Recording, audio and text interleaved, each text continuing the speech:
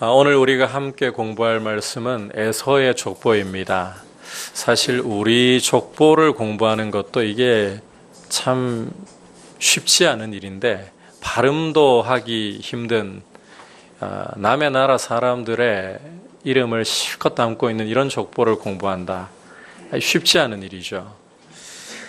하지만 성경에 있는 족보들은 그냥 지루하게 알 수 없는 이름을 그냥 나열하는 데 목적이 있는 게 아닙니다. 유대인들에게 이 족보라는 것은 하나님께로부터 온 것이라는 인식을 가질 정도로 굉장히 중요한 것입니다. 하물며 성령의 감동으로 이렇게 성경 안에 담겨 있게 하신 이 족보가 아무런 의미 없이 그냥 자리만 차지하고 있다. 우리가 그 의미를 깨닫지 못하는 것뿐이에요. 오늘은 특별히 에서의 족보를 통해서 이제 창세기 37장부터 야곱의 아들들에 대한 이야기가 본격적으로 이어지기 전에 이 에서의 족보를 다루고 있는데, 이 에서의 족보를 통해서 우리에게 주시는 메시지를 함께 귀를 기울이려고 합니다. 첫 번째로는 이 에서의 족보를 통해서 무엇을 믿고 살 것인가에 대한 메시지를 주고 있습니다. 우리 6절 읽진 않았습니다만 함께 보도록 하겠습니다. 시작. 에서가 자기 아내들과 자기 자녀들과 자기 집의 모든 사람과 자기의 가축과 자기의 모든 짐승과 자기가 가나안 땅에서 모은 모든 재물을 이끌고 그의 동생 야곱을 떠나 다른 곳으로 갔으니. 자, 함께 읽은 말씀에서 성경 기자는 에서가 이주를 하고 있는 장면, 자기 동생 야곱을 떠나서 이주를 하고 있는 장면을 보여주고 있습니다. 어디로 이주를 하는가? 자, 8절 보시면 그 이주하는 장소가 이에 에서 곧 에돔이 어디에 거했다고요? 세일산에. 에서가 세일로 가서 거기에 터를 잡고 정착하며 살기 시작했다는 겁니다. 참고로 이 세일이라는 지역은 요단 건너 가나안 동편에 있는, 엄밀하게 말하자면 가나안 동남쪽에 있는 지역입니다. 자, 그러면 에서는 왜 가나안을 떠나서 동쪽으로 세일이라는 곳으로 가서 살게 되었는가? 7절 보시면 이유를 이렇게 설명합니다. 함께 보겠습니다. 두 사람의 소유가 풍부하여 함께 거주할 수 없음이로라. 그들이 거주하는 땅이 그들의 가축으로 말미암아 그들을 용납할 수 없었더라. 자, 성경 기자가 이 야곱을 떠나 에서가 세일로 간 이유를 뭐라고 설명합니까? 두 사람의 소유가 너무 풍부했기 때문에 함께는 도저히 살 수가 없을 정도로 소유가 풍부했기 때문이라고 말씀을 하고 있죠. 문자적으로 보면 야곱, 에서 다 너무 잘 살기 때문에, 너무 가진 게 많아서 도저히 둘은 못 산다, 형님이 양보할게, 이렇게 떠나갔다는 겁니다. 부러울 만한 이야기를 우리에게 들려주고 있는 것 같아요. 하지만 이 말씀을 부러움의 눈으로만 보기 시작하면 말씀 이면을 놓쳐버리게 됩니다. 자, 이 말씀 이면에 있는 메시지를 들어보기 위해서 우리가 보다 큰 틀 안에서, 창세기라는 큰 틀 안에서 이 말씀을 봐야 하는데, 여러분, 자, 오늘 이 상황과 비슷한 장면을 어디선가 본 적 없습니까? 창세기 13장으로 돌아가 보면 롯이 아브라함을 떠나갈 때 상황과 굉장히 유사한 면을 많이 가지고 있죠.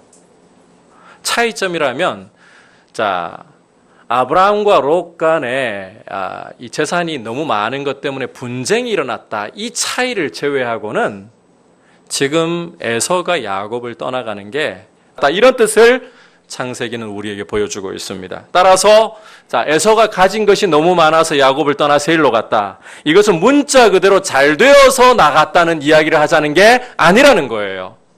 이면을 들여다보면 에서 역시 누구를 떠나갔다? 하나님을 떠나갔다. 언약의 축복으로부터 멀어져 갔다는 것을 우리에게 보여주고 있는 겁니다. 참 이상해요.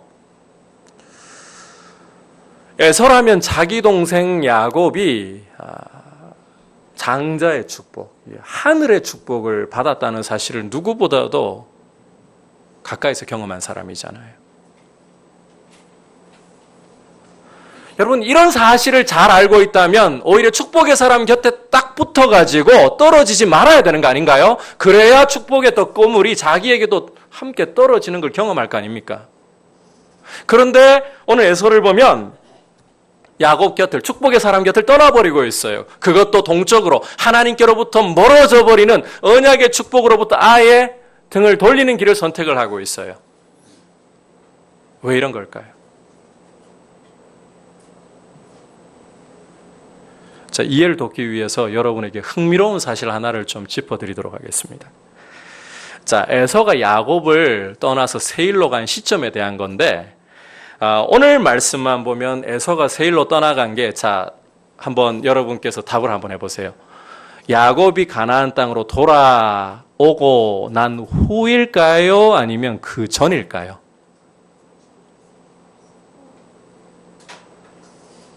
자, 7절 말씀을 보니까 이 에서하고 야곱이 재산이 많아가지고 도저히 함께 살 수 없으니까 에서가 떠나갔다라고 말씀하고 있죠. 그러면 야곱이 바단 아람에서 가나안으로 돌아오고 난 후에 에서가 떠났습니까? 아니면 그 전에 떠났습니까? 돌아온 후에 떠난 걸로 봐야 되죠. 그런데 창세기 32장을 보시면 야곱이 가나안 땅에 돌아오기 훨씬 이전에 이미 에서는 가나안을 떠나 세일에 정착해서 살고 있었습니다. 아니, 이게 도대체 무슨 이야기인가요? 같이 살면서 재산이 도저히 이게 감당이 안 된다. 그래서 떠나가야 7절 말씀이 정확하게 설명되는 거 아닌가요? 오늘 7절이 그러면 틀렸단 말인가? 아니에요. 여러분, 설명을 잘 들어보셔야 돼요. 이유를 지금 설명드릴 테니까 잘 들어보셔야 돼요. 에서는 이 사실을 알고 있는 사람이에요. 야곱이 아버지로부터 장자의 축복을 받았다. 그 장자의 축복, 하늘의 축복의 내용 중에 하나가 뭡니까? 가나안 땅을 기업으로 받았다는 것입니다. 자, 에서 이 사실 분명히 알고 있죠? 우리 화끈하게 한번 대답을 해보시죠. 알고 있습니까? 모르고 있습니까? 알고 있잖아요. 그죠? 게다가 에서는 이 사실도 알고 있어요. 한 번 선언된 축복은 무효화시키거나 취소시킬 수가 없다. 분명히 알고 있죠. 그 증거가 뭐냐? 아버지가 야곱한테 장자의 축복을 빌어주고 난 후에 뭐라고 울부짖었습니까? 취소시켜달라고. 아버지가 잘못 빌었으니까, 둘째한테 축복 빌었으니까 취소시키시고 나한테 복을 빌어주십시오. 그렇게 이야기했나요? 아니요. 나한테 빌어줄 남은 복 없습니까? 이미 나간 축복은 돌이키거나 무효화시킬 수 없다는 거 에서가 분명히 알고 있어요. 자, 이 점을 염두에 두고 에서를 다시 보자면, 에서는 어차피 가나안 땅은 자기 것이 될 수 없다라는 사실을 알고 있는 거예요. 그쵸? 모르겠습니까? 알고 있어요. 자, 그런데 32장으로 우리가 다시 돌아가서 보면 에서에게 어느 정도까지 힘이 있습니까? 야곱을 맞으러 처음에 나올 때 곱게 맞으러 나온 거였나요? 죽이려고 나오는 거였죠. 그때 몇 명의 사병까지 거느리고 왔습니까? 400명. 집에서 400명의 사람을 군대로 양성할 정도의 힘을 가지고 있다. 이 에서는 마초맨이에요. 온몸에 털복숭이죠. 그 옛날은 옷이 사람이 얼굴 내놓고 손만 내놓고 있기 때문에 잘 안 보여서 그렇지, 오늘날 에서가 살고 있다면 제가 볼 때 가슴에 털 훤히 보이는 옷 입고 남자답게 사나이답게 이런 구호를 외치면서 살 사람이에요. 어차피 가나안 땅 내 거 아니야. 돌이킬 수 없어. 물 건너갔어. 그런데 내 손에 400명이나 집에서 군사로 키울 만한 힘이 있어. 사나이답게 떠나자. 이해되시겠어요? 이해되시겠죠? 당장 나한테 힘이 있다는 거예요. 어차피 안 될 일이라면 그거 신경 쓰지 말고 내 힘, 이걸 더 극대화하자. 가나안 필요 없어. 야곱의 축복의 통로 상관없어. 내 것도 아닌데 뭘. 결국 에서는 하나님의 은총과 보호를 누리려고 하기보다 아버지가 저주한 대로, 창세기 27장으로 돌아가 보면 아버지가 저주한 대로 칼을 믿고 살아가는, 자기의 힘을 믿고 살아가는 길을 끝끝내 선택하고 그 길로 완전히 가버렸다는 겁니다. 이게 여러분 사실은 기미가 많이 보였었죠. 대표적인 경우가 어떤 사건이었습니까? 사냥하고 집에 돌아왔을 때에 정말 줄인 채 들어왔잖아요. 허기진 채. 그때 야곱이 팥죽을 끓이고 있었는데 어떻게 했습니까? 에서가 그 팥죽 나한테 좀 달라. 내가 지금 굶어 죽을 판이다. 그럴 때 야곱이, 이 계산 빠른 야곱이 그냥 넘겨줍니까? 형의 장자권 나한테 팔라. 그래야 이 팥죽 줄 거야. 에서가 어떻게 결정 내렸죠? 지금 죽게 생겼는데 장자가 문제야. 일단 너 해라. 그런데 성경 기자가 그것에 대한 주석을 어떻게 달았습니까? 장자의 명분을 가볍게 여겼더라. 에서의 책임 물었어요. 그때부터 이미 에서는 하늘의 축복에 대한 관심이 별로 없던 사람이에요. 힘을 믿고 살아가는 삶. 자기의 실력을 믿고 살아가는 삶. 여러분, 무엇을 믿고 살아갈 것인가? 이것은 우리 그리스도인들에게 굉장히 중요한 질문입니다. 이 질문은 우리가 누구인가를 제대로 보여줄 수 있는 하나의 지표가 되는 질문이에요. 하나님 은혜를 알고 사는 성도는 자기의 힘을 믿고 살지 않아요. 왜냐하면 여러분 이거 잘 들으셔야 돼요. 죄라는 것은 하나님이 중심이 아니라 누가 중심에 있는 것? 내가 중심에 있는 것이에요. 하나님을 거부해버리고 하나님 자리에 나를 올려두고 내 인생의 왕을 나라고 선언하고 내 인생의 주인을 나라고 선언하는 것, 이게 바로 죄입니다. 죄의 뿌리를 여기서부터 찾아야 돼요. 따라서 예수님의 피로 죄로부터 해방되고 하나님 자녀가 된 사람들이 나를 믿고 내 힘을 믿고 살아간다는 거, 이게 어울리는 일이 아니지 않습니까? 성도는 어떠한 경우라도 예수 그리스도를 믿고 그리스도의 말씀을 내 삶의 진정한 자산이자 힘으로 믿고 살아가야 할 사람들입니다. 여러분, 무엇이 여러분들의 힘이고 자산입니까? 무엇을 믿고 살아가고 있습니까? 내가 가지고 있는 어떤 귀한 자산보다도 예수 그리스도께서 나의 가장 귀한 자산이 되시고 그리스도의 말씀을 따라 살아가는 것이 나의 힘입니다. 이 고백이 우리 안에 있습니까?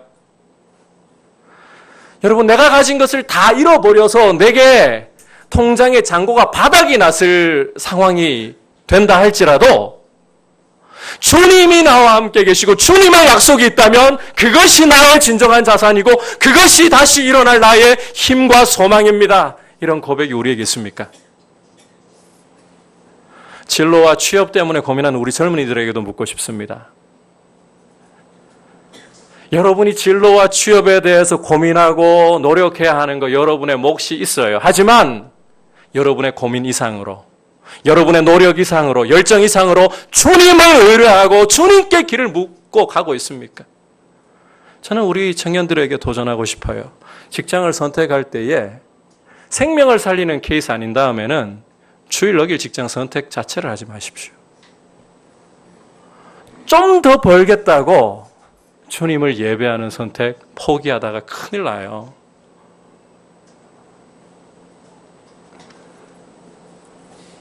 선택할 수 있는데 왜 굳이 믿음의 길을 떠나는 선택을 하려고?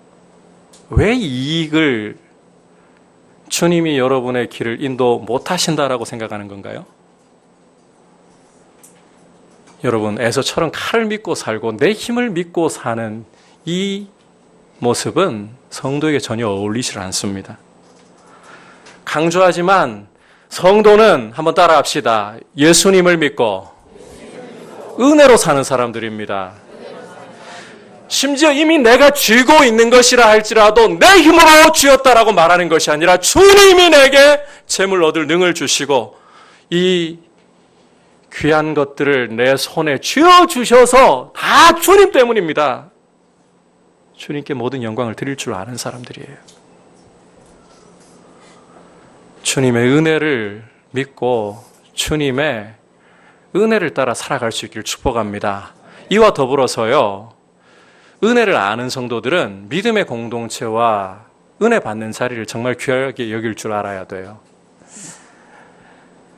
오늘날로 친다면 야곱의 가정은 믿음의 공동체, 교회를 가리키는 그런 모습을 가지고 있습니다. 따라서 에서가 야곱을 떠나갔다. 쉽게 이야기하면 믿음의 공동체 떠나갔다는 거예요. 예배의 자리를 그냥 떠나가 버렸다는 거예요. 여러분, 하늘의 축복은 믿음의 공동체 안에서 풍성하게 부어지게 되고 흘러가게 되는 거예요. 여러분에게 당부하고 싶어요. 믿음의 축복을, 하늘의 신령한 축복을 누리는 삶을 정말 살아가면서 은혜 안에 살고 싶습니까? 그렇다면 공동체를 가볍게 여기시면 안 돼요. 우리 개혁주의의 굉장히 중요한 구호 중에 하나가 하나님 중심, 성경 중심, 교회 중심이에요. 그 정도로 이 교회 공동체, 이 예배하는 자리라는 것은 하늘의 은혜와 하늘의 축복이 부어지는 자리이고, 여러분, 친구를 만나도 어떤 친구를 만나야 여러분 믿음이 자라겠습니까? 만나면 맨날 술 마시러 가자, 나이트클럽 가자, 이런 친구를 만나면 알아서 믿음 자랄까요? 있던 믿음도 다 잃어버려요. 함께 믿음을 나눌 수 있고 서로 도전을 줄 수 있는, 내 믿음이 연약해지고 흔들릴 때에도 함께 잡아줄 수 있는 그런 장소, 그런 만남들을 가져야 우리 믿음이 자꾸 일어날 수 있는 거예요. 누구를 만나느냐, 어디에 있느냐, 이 굉장히 중요한 것입니다. 오순절 성령께서 강림하실 때 어떤 자리에 강림하셨습니까? 제자들이 함께 모여서 기도하는 자리에 강림하셨어요. 여러분, 그냥 우리가 주일날 예배 드리는 게 아니라 이곳에 주님이 임재해 계시고 주님의 은혜와 축복이 이 예배 가운데 여러분에게 흘러가고 있음을 믿음의 눈을 열어 보여주시길 축복합니다. 따라서 여러분, 믿음의 공동체 안에서 믿음의 친구들을 정말 귀하게 여기셔야 돼요. 또 극단으로 가지는 마세요. 그러면 믿음의 친구가 하늘의 축복을 경험하는데 참 중요한 친구이기 때문에 세상 친구는 이제부터 무조건 다 끊어야 돼. 그래도 안 돼요. 왜? 우리가 세상 가운데서 하나님 나라를 선포하는 그리스도인들로 부르심을 받았잖아요. 여러분, 안 믿는 사람과 만나야 됩니다. 여러분의 삶을 통해, 입술의 고백을 통해 그리스도가 증거되게 해야 합니다. 중요한 것은 정말 내 마음을 함께 나누고 마음을 공유할 친구를 누구로 삼느냐, 어떤 친구를 나의 베스트 프렌드로 삼느냐, 이 문제는 달라지는 거예요. 여러분의 믿음을 세워줄 친구를 가까이 사귀고 믿음의 공동체를 통해서 하늘의 은혜와 축복을 여러분 받는 자리에서 함께 또 꼬물이라도 떨어져야 될 거 아니에요. 떨어져요, 실제로. 그리고 누구를 믿고 살 것인가? 무엇을 믿고 살 것인가? 우리가 하나님의 은혜를 온전히 의지하고 살아갈 수 있도록 주님 앞에서 이 질문을 계속 던지면서 우리의 삶을 주님 앞에 다시 한번 정리하고 세울 수 있기를 주의 이름으로 축복합니다. 자, 이제 두 번째로 족보를 통해서 보여주는 메시지가 무엇을 참된 성공의 지표로 삼을 것인가? 무엇을 참된 성공 방정식으로 알고 거기에 올바른 답을 대입할 것인가? 자, 이어지는 말씀은 에서가 세일산으로 이주해서 이제 살아가는 모습을 족보를 통해, 참 이 족보라는 게 역할이 희한해요. 족보를 통해서 에서의 삶을 엿보게 해줍니다. 자, 에서는 어떤 모습이라 그랬습니까? 믿음의 공동체를 떠나고 하나님을 떠나서 언약의 축복과 상관없이 살아가는 모습이라고 했죠. 그런데 이제 이어지는 족보를 보면 이게 속이 좀 상해요. 에서가 잘 나가도 너무 잘 나가 버리고 있어요. 여러분, 우리가 신앙생활 하는데 자, 믿음의 공동체를 떠나가지고 하나님의 언약의 축복 그런 거 상관없어. 나는 내 팔자 믿고 내 힘 믿고 살아갈 거야. 이런 사람이 잘 되면 신앙생활하기 좋습니까? 마음이 괜히 낙심이 들고 예수 믿어봤자 별거 없네 이런 이 유혹이 마음에 밀려오죠 오히려. 그죠? 여러분 안 그런가 보시네. 복이 있습니다. 실제 그런 유혹이 밀려올 수도 있어요. 근데 진짜 에서가 오늘 보면 그렇게 살아버리고 있어요. 자, 우리 한번 증거를 살펴볼게요. 15절, 16절 같이 읽겠습니다. 시작. 에서 자손 중 족장은 이러하니라. 에서의 장자 엘리바스의 자손으로는 대만 족장, 오말 족장, 스보 족장, 그나스 족장과 고라 족장, 가담 족장, 아말렉 족장이니 이들은 에돔 땅에 있는 엘리바스의 족장들이요 이들은 아다의 자손이며. 자, 방금 우리가 읽은 이 두 절의 15절, 16절의 말씀은 에서의 아들 엘리바스에게서 나온 족장들 명단입니다. 자, 에서 아들 하나에게서 나온 족장들 명단인데 세 보니까 몇 명의 족장들이 들어있나요? 총 7명의 족장들이 들어있어요. 19절까지 다 읽어보면 에서에게서 나온 족장들 총 숫자가 몇 명까지 되는가? 혹시 아시겠는 분? 이거 맞추시면 정말 성경 꼼꼼하게 잘 읽으신 분들이에요. 아마 목회자들 중에도 이거 다 아는 분들이 많지 않을 것 같아요. 총 14명입니다. 여러분, 족장 수가 14명이다. 성공했습니까? 실패했습니까? 왜 성공했다고 생각하십니까? 이스라엘의 족장 수가 몇 명? 갑자기 이스라엘 지파 수는 들어봐도 족장 수 물으니까 낯설게 느껴지죠? 근데 지파가 있으면 족장이 있게 마련이잖아요. 이스라엘의 족장 그래봐야 12입니다. 하나님께 자 하늘의 별들처럼 바다의 모래와 같이 무수하게 자손이 번성하리라 그런 약속을 받았는데도 12입니다. 그런데 에서의 족장 몇 명? 14명. 눈으로 볼 때 이스라엘보다 훨씬 더 자손이 번창했다는 말이에요. 자, 게다가 이게 어떻게 했는데 이렇게까지 번성했느냐? 20절, 21절 함께 읽겠습니다. 시작. 그 땅의 주민 호리 족속 세일의 자손은 로단과 소발과 시브온과 아나와 디손과 에셀과 디산이니 이들은 에돔 땅에 있는 세일의 자손 중 호리 족속의 족장들이요. 자, 에서 족보를 이야기하다가 갑자기 누구의 족보 이야기가 들어갔습니까?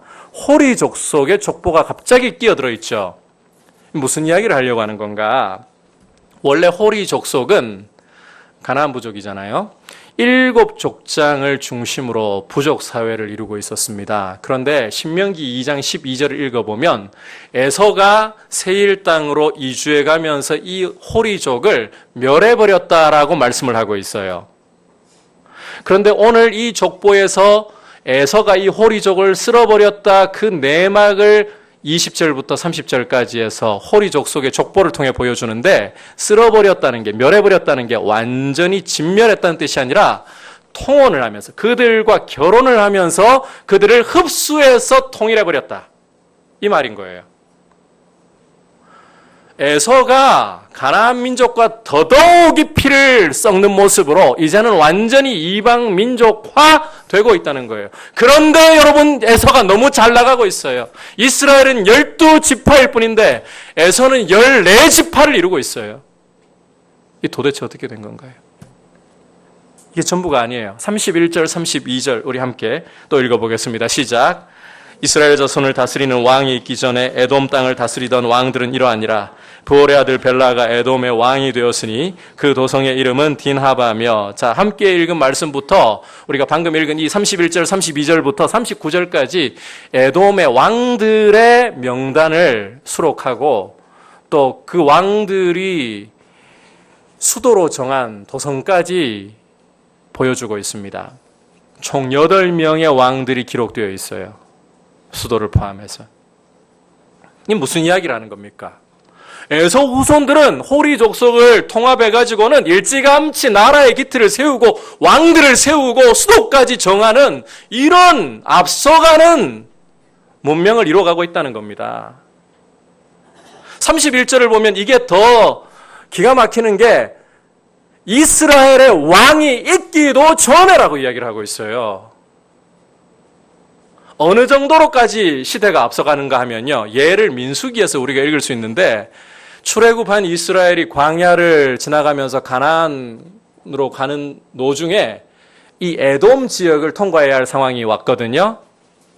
근데 형제의 나라라고, 야곱의 형이 에서잖아요. 형제의 나라라고 그들을 짓밟거나 공격하지 말고 요청을 먼저 하게 해요. 사신을 보내가지고 에돔 왕에게 우리 곱게 지나갈 테니까 좀 지나갈 수 있도록 허락해달라. 심지어 물도 우리가 돈 내고 사 먹을 테니까 정말 아무것도 안 건드릴 테니까 친하만 가게 해달라. 이렇게 에돔 왕에게 이스라엘이 사신을 보내가지고 요청을 해요. 자, 무슨 이야기를 하고 싶은가 하면 여러분, 이스라엘은 지금 광야 생활을 하면서 아직 나라의 기틀도 못 놓았습니다. 그런데 에서의 후예들은 벌써 뭐가 있나요? 왕이 있죠. 자, 이후에 가나안에 들어가가지고 이스라엘은 400년 동안 사사시대를 또 지내거든요. 왕이 없었어요. 그러면 적어도, 자, 최소가 500년 이상은 이 에서 족속이 앞장서서 왕을 세우고 나라의 기틀을 든든하게 만들었다는 겁니다. 얼마나 앞서가는지 보이시죠? 여러분, 이제 한번 여쭤볼게요. 누가 더 성공했습니까? 눈으로 볼 때 에서잖아요, 에서. 하나님 은혜를 몰라도, 하나님 은혜 그냥 박차버리고 내 힘 믿고 살겠다고 떠나가도 더 성공하고 있네요.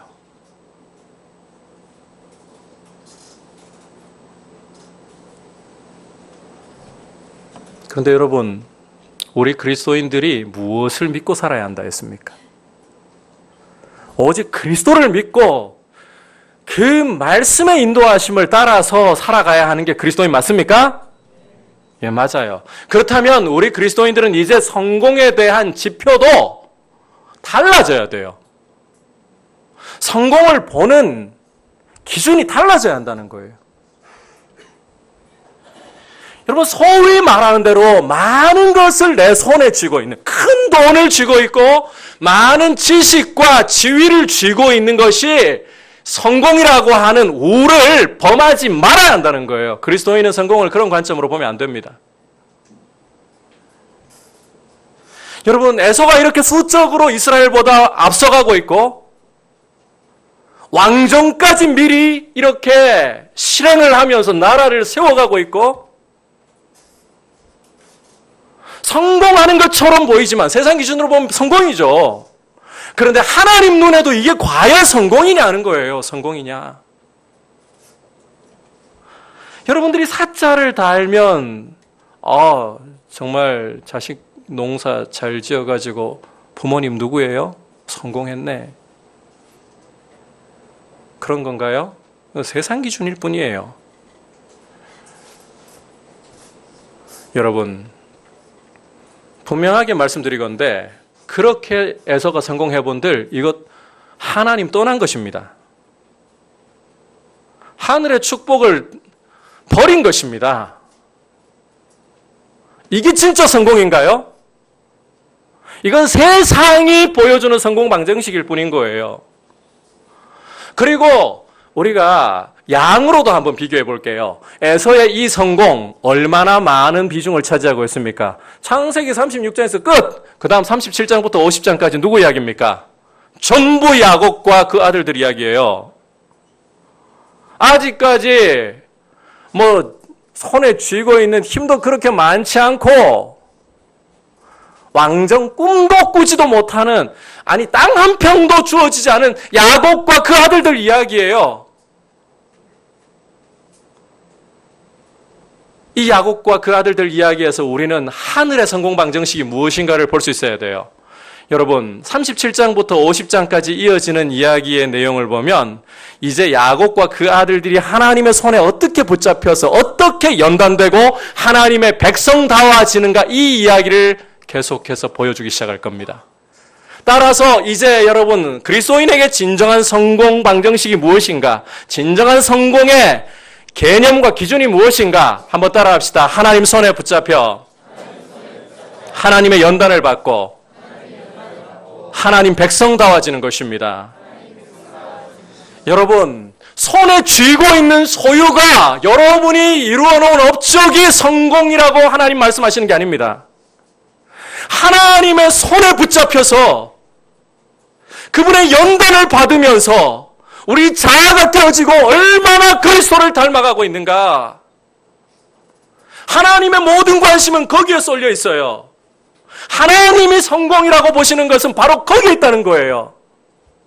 여러분, 하나님이 우리를 불러주신 중요한 목적 중에 하나가 무엇입니까? 로마서 8장에서 분명히 보여주고 있죠.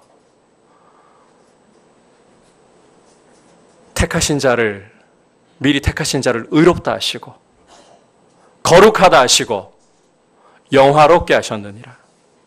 그리스도의 형상을 닮아가는 것이 우리의 부르심의 중요한 목적 중 하나입니다. 여러분, 따라서 인간의 눈으로는요, 하나님의 손에 붙잡혀가지고 연단받고 자아가 깨어지고 이것은 솔직히 고난이 많은 삶을 배제할 수가 없어요. 여러분이 정말 그리스도의 형상을 닮아가고자 한다면, 말씀대로 정말 순종해서 살아가고자 한다면, 진짜 하나님의 손에 붙잡혀 있다면 아픔 없는 삶은 불가능합니다. 고민 없는 삶은 불가능합니다. 우리 자아는 고난이라는 끌과 정을 통해서 안 깨어지면 절대로 안 깨어지려고 해요. 여러분, 우리 안에 남아있는 죄, 이거 그냥 깨뜨릴 수 있는 게 아닙니다. 주님 오시는 날까지 주님의 손에 붙잡혀 고난이라는 끌과 정을 통해 가지고 자꾸 깎여나가면서 점점 그리스도를 닮아가야만 이 죄의 모습도 깎여나가고 주님 닮아갈 수 있는 거예요. 그래서요, 성도의 성공이 역설적이에요. 주님 손에 붙잡혀 가지고, 주님 손에 붙잡혀 있다는 증거 뭔가 하면 여러분들이 하나님의 말씀대로 살고 싶은 그 간절한 소원, 주님, 저 좀 붙들어 주세요. 정말 주님 뜻대로 살고 싶고 주님 닮고 싶어요. 이 소원을 가지고 여러분, 고난이 얼마나 많으냐, 얼마나 잘 가냐, 그걸로 그냥 평가할 게 아니고 그 소원 가지고 주님 앞에 있습니까? 그럼 여러분 주님 손에 있는 거예요. 그런 사람에게는 고난의 터널이 길수록 제가 단언합니다. 주님 보실 때 더 크게 성공